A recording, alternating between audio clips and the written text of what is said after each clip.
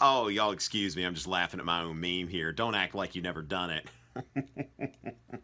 All right, so I might as well, while I'm at this, I made this, but I also want to turn this into a little Napoleon review. So let's take a look at each component of this meme here. Now, the first shot here is Napoleon crossing the Alps. I saw. He went in Italy, he crossed the Alps, and this is the iconic Jacques-Louis David neoclassical portrait. And then, now Napoleon also went to Egypt, where he saw. He didn't quite conquer over there. The Egyptian expedition was a failure. Napoleon could never get naval superiority. So the Battle of the Nile, Admiral Lord Nelson defeated the French Navy. And so Napoleon's Egyptian expedition was a failure, but he did bring some scientists and stuff with him. They brought back the Rosetta Stone. So Napoleon was able to turn this into kind of a PR victory, even though it wasn't a military success.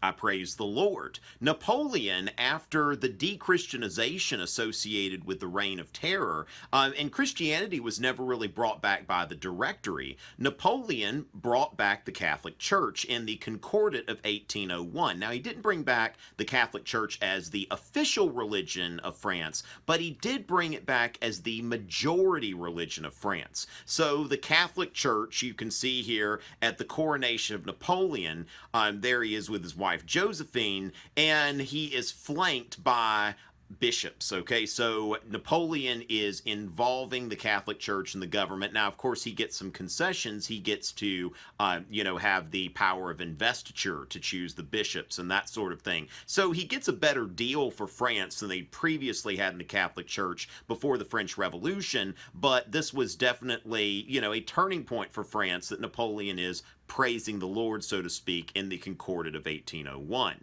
Then break the law. Now, Napoleon actually came to power illegally through a coup d'etat. I think that's one French phrase I can actually say right. Go me. All right, bravo, Richey.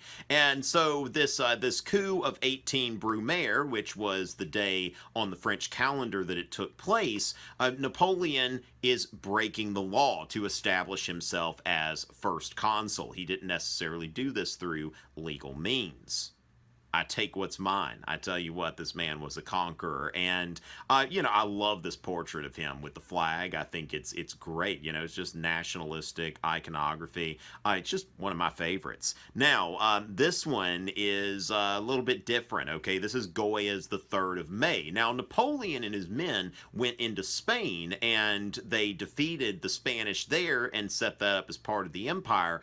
But the Spanish resisted in really what is among the first examples of guerrilla warfare. This goes back to the French Revolution, the war in the Vendée, where it was La Petite Guerre, little war. And of course you bring that to Spain, and that is guerrilla, little war. So a guerrilla warfare, and you see here Napoleon's soldiers executing these guerrillas. All right, so basically Napoleon's men got bogged down in Spain because of this partisan resistance. Now, this was always Napoleon's weak point. Conventional warfare was a strength of Napoleon's. Unconventional warfare, not so much, and that's what ate him up in Russia. It wasn't a military defeat on the battlefield, but the unconventional warfare they encountered during the retreat.